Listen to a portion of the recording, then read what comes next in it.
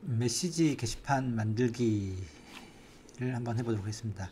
스프링 부트를 가지고 만들 거여서 일종의 스프링 부트 프로젝트인 거죠. 자세한 설명은 실습을 통해서 보여드리도록 하겠습니다. 전체적인 수업 목표는 메시지 게시판 개발을 통해서 스프링 부트의 기본 기능, 스프링 부트 프레임워크에 관한 기본 구조 등을 실습을 통해서 우리가 배워보도록 하겠습니다. 수업 내용 전체는 보면은 처음에 H 데이터베이스를 설치하고 활용하는 방법, 그 다음에 이 데이터베이스를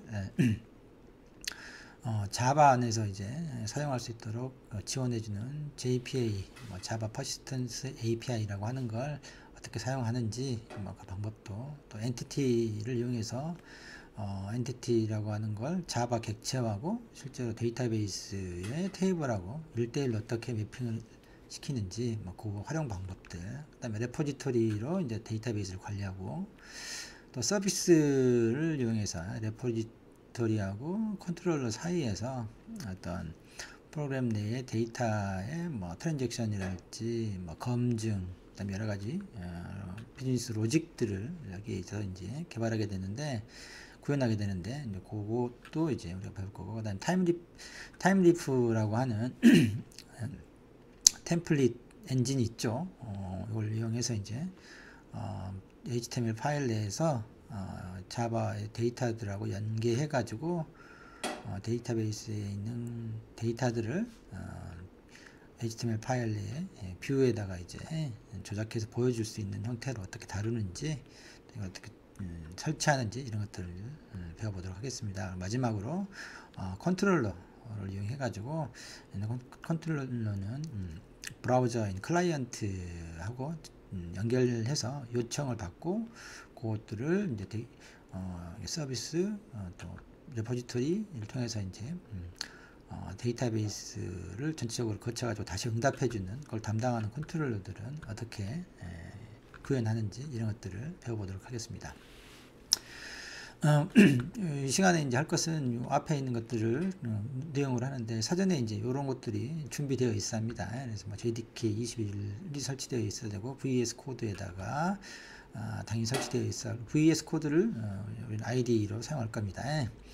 그렇기 때문에 VS 코드가 설치되어 있어야 하고, 거기에다가 자바 관련된 확장 팩들, 그 다음에 스프링 부트에 관한 확장 팩들이 설치되어 있어야 이제 우리가 실제로 오늘 학습을 진행해 나갈 수 있습니다. 여기 설치 방법들에 대해서는 제가 만들어 놓은 동영상이 있으니까 그걸 참고해서 혹시 안 돼 있는 친구들은 이걸 보고 설치할 수 있도록 합시다. 일단 우리는 그런 것들 다 이제 환경이 되어 있다는 전제로 한번 보도록 하죠. 먼저 게시판, 우리가 만들려고 하는 게시판은 이렇습니다. 게시판의 화면을 보면은 크게 입력된 메시지라고 하는 부분하고, 그 다음에 새 메시지 입력이라고 하는 두 부분으로 나눠져 있고요. 아랫부분은 이제 그 텍스트 에어리어를 통해 가지고 여기다 우리가 데이터 문자열을 집어넣고, 그 다음에 저장을 누르면 이게 이제 데이터베이스에 저장이 됨과 동시에 위쪽에 있는 입력된 메시지에 여기에 이제 그동안 입력되어 있던 모든 데이터, 즉 문자열들이 출력을 할 수 있도록 이런 식의 이제 게시판을 만들려고 합니다. 여러분, 카톡을 보시면 이제 카톡의 한쪽 버전만 생각하면 되겠죠. 아래다가 메시지 넣으면은 위에가 이제 문자에 써지죠. 그게 물론 근데 여러 사람과 통신이라고 하는 그런 게 있어야 되지만, 여기서 이제 한쪽에 자기가 집어넣고 자기가 쓰는 그것만 이제 간단하게 구현한 겁니다. 그래서 예를 들면 두 개가 현재 입력되어 있는데, 새 메시지를 이렇게 입력하고 저장을 누르면 이렇게 입력된 메시지가 이제 추가돼서 이렇게 지금까지 입력된 메시지들이 쭉 이렇게 출력될 수 있도록 한 이러한 형태의 메시지 게시판을 스트링 부트 프레임워크를 이용해 가지고 만들어 보려고 하는 겁니다. 전체 프로그램 구조는 이렇습니다. 데이터베이스가 있고요. 데이터베이스는 H2를 쓸 겁니다. 그 다음에 반대편 끝단에 클라이언트가 있죠. 크롬 브라우저를 이용할 겁니다. 그래서 이제 우리가 새 메시지를 입력하게 되면 걔가 퍼스트 매핑, 퍼스트 방식으로 컨트롤러에 전달되고, 컨트롤러는 서비스가 제공하는 서비스 메시지라고 하는 메소드를 이용해서 전달하고, 그 다음에 서비스는 실제로 데이터베이스를 조작하는 레포지토리라고 하는 인터페이스가 지정하는 세이브를 이용해서 이제 저장하게 되죠. 실제 이제 레포지토리하고 데이터베이스 사이에는 이제 이렇게 SQL로 변형해주는 JPA라고 하는 걸 이용해서 이제 이렇게 되죠. 반드시 그렇게 되고, 이렇게 입력을 하고 저장을 하면은 바로 동시에 이제 메시지가 이렇게 출력이 돼야 되잖아요. 그래서 이제 바로 데이터베이스로부터 출력이 되는데, 그때는 이제 갭 매핑, 갭 방식을 통해서 이제 요청을 하게 되죠. 그러면 데이터들을, 여기 데이터베이스에 들어있는 모든 메시지들을 찾아라. 그것들을 각각의 연결되어 있는 이런 프로그램 모듈에다가 각각의 클래스에다가 요청을 하게 되면, 최종적으로 레포지토리도 마찬가지로 데이터베이스에서 모든 메시지 엔트리들 리스트를 가져다가 리턴해주는 형태로 해서 그것을 이제 타임리프라고 하는 걸 이용해 가지고 HTML 파일을 만들어서 이제 브라우저에다 보여주는 형태로 이런 구조가 있죠. 결국 이 전체 프로그램 구조가 그 스프링 부트의 일반적인 프레임워크 구조입니다. 그래서 이 개별적인 부분들을 우리가 구현하면 되는 거죠. 그래서 이렇게 포스트 매핑하고 캡 매핑 두 가지를 어떤 식으로 전달되는지 그 부분만 우리가 구현하면 되겠습니다. 먼저 이제 데이터베이스를 설치하는 방법인데요. H2 데이터베이스를 쓸 겁니다. H2 데이터베이스는 프레임워크가 스프링 부트 프레임워크가 기본적으로 지원하고 있어서 별도로 외부에 설치해야 되고 이런 복잡한 과정이 없이 바로 그 그레이드에다가 추가만 디펜던시를 추가만 하면 됩니다. H2 데이터베이스는 경량형 데이터베이스고 인메모리 방식이나 디스크 기반의 저장 방식 두 가지를 다 이제 이용하는데, 우리는 이제 디스크 기반의 파일에다가 파일 형태로 데이터베이스를 만들어 놓고 거기에다가 이제 저장하도록 하겠습니다. 이런 사용하는 이유는 이제 일반적으로 이제 실제 시스템을 만들 때는 MySQL이니 오라클이니 PostgreSQL이니 이런 이제 전문적인 데이터베이스를 사용해야 되지만, 일단 프로그램이 제대로 작동하는지를 일단 테스트 개발하는 단계에서는 H2 데이터베이스를 활용하게 되면 훨씬 효율적으로, 요 데이터베이스에 신경 쓰다 보면은 개발이 상당히 부담스러울 수 있거든요. 그래서 이제 데이터베이스 부분은 좀 간결하게 처리하고 원래 프로그램의 목적에 맞는 부분들, 로직들을 개발한 다음에 그게 완성되면 다음에 이제 데이터베이스 부분만 이걸로 이제 갈아 끼우면 되겠죠. 그래서 이제 그렇게 하는 개발 방식을 일반적으로 많이 사용합니다. 이제 먼저 차근히 이제 실제로 한 번씩 해보도록 하죠. 먼저 폴더를 하나 만든 다음에 우리가 이제 스프링 부트 프로젝트를 진행해야 되니까 스프링 이니셜라이즈 이렇게 쓰면 여기 이제 그레이들로 이제 빌드하는 프로젝트를 우리가 만들 수 있어요. 그러면 스프링 부트 버전이랄지, 그다음에 자바, 그다음에 패키지 이름인데 스프링 부트 이렇게 쓰죠.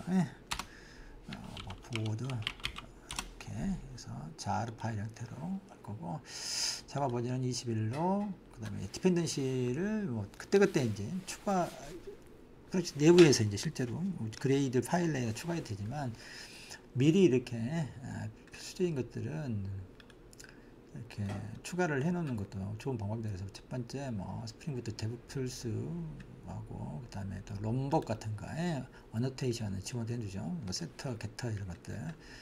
스프링 웹, 우리가 웹을 만들 거니까 이렇게 해주면은 스프링 웹 같은 걸 하게 되면은 여러 가지 이제 빌드 할 때 톰캣 같은 것까지 다 이제 함께 자료 파일 다 집어넣어서 별도의 와스 같은 걸 사용하지 않고도 우리가 배포할 수 있는 형태로 이제 만들어 주죠. 이게 이렇게 해서 이제 클릭하게 되면 이런 형태의 스프링 부트 프로젝트를 진행할 수 있는 폴더를 이제 하나 뭐 만들거나 아니면 있는 것을 이렇게 선택해주면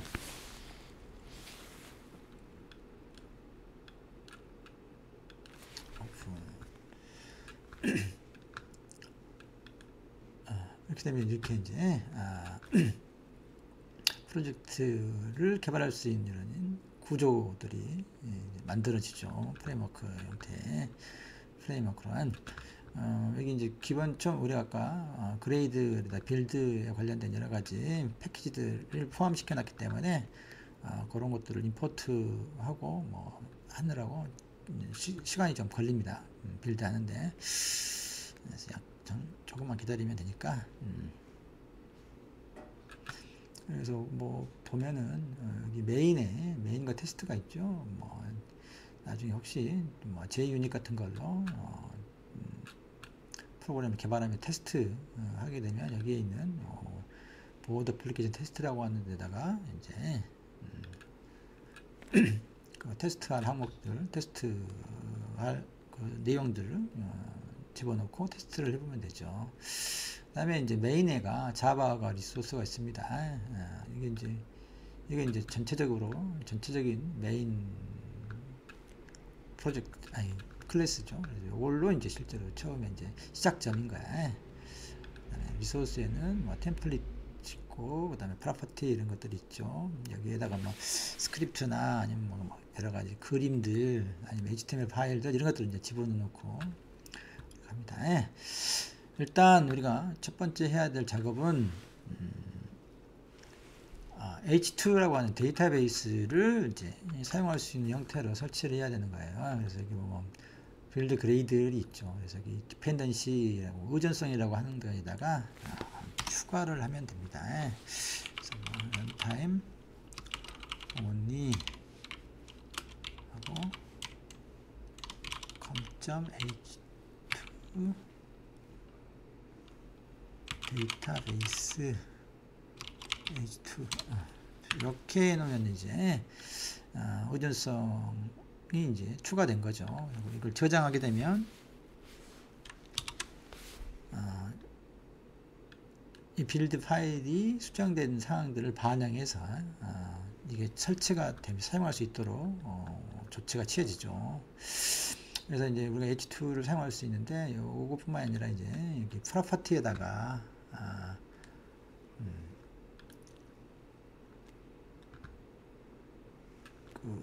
뭐 이제 H2에 대한 뭐 콘솔이랄지 뭐 URL 뭐 이런 것들을 이제 지정해 줘야 되는데 사용하려고 할 때 그런 것들을 여기에 프로퍼티 애플리케이션 프로퍼티에다가 이제 추가해 주면 됩니다.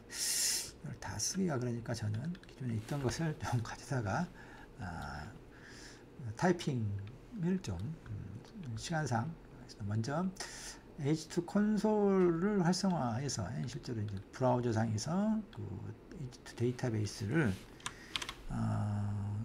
상태를 점검하거나 내용들을 확인해 볼 수 있도록 하기 위해서 이제 H2 콘솔을 활성화하도록 하겠습니다. 여기 보면 이제 스프링 H2 콘솔 이네이블을 true로 하고 그게 이제 패스를 H2 콘솔로 하면 브라우저에다가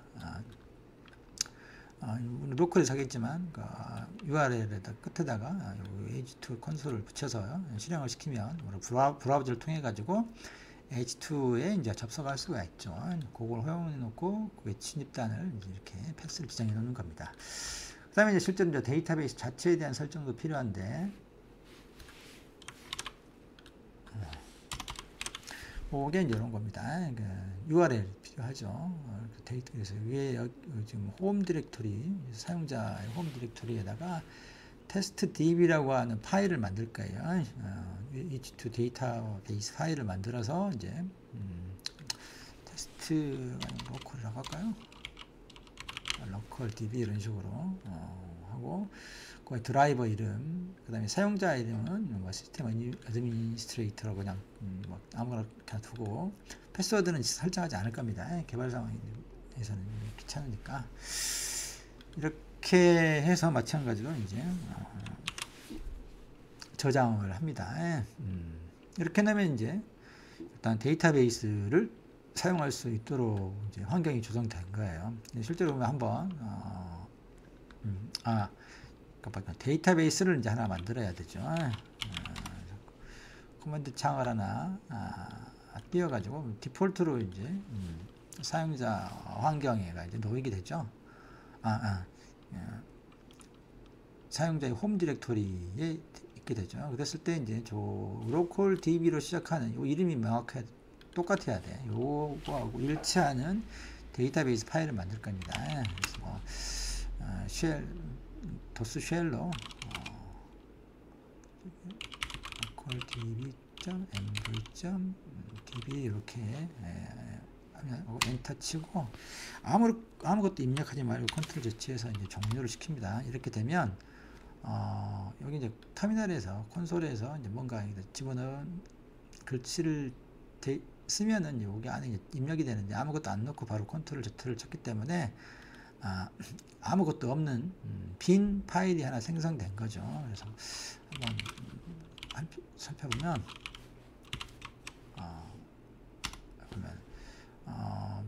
볼륨이 0이죠. 아무것도 없는 공백, 이걸 반드시 준수해야 됩니다. 이렇게 해서 이제 해당 디렉토리가 홈 디렉토리에 로컬 db라고 하는 이름 형태의 이제 데이터베이스가 만들어진 거예요. 그래서 우리가 이제 스프링 부트 이 프로그램으로부터 데이터베이스에다가 쓰거나 읽거나 이제 할 수 있도록 하려고 하는 겁니다.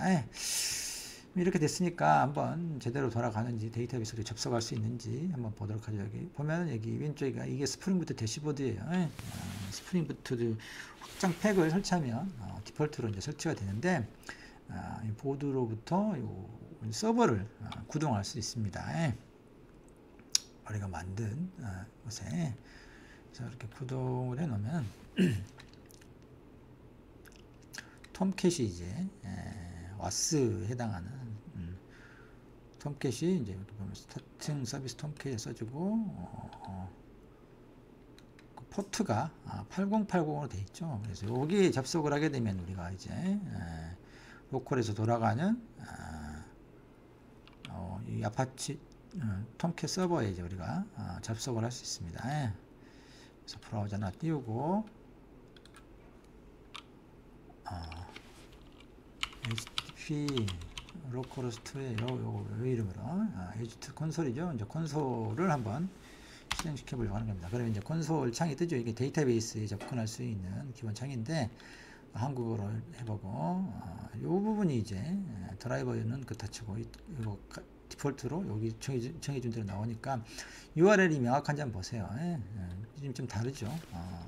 이것을 저걸로 이제 local db 맞게 일치시켜줬죠. 이렇게 하고 연결을 눌러봅니다.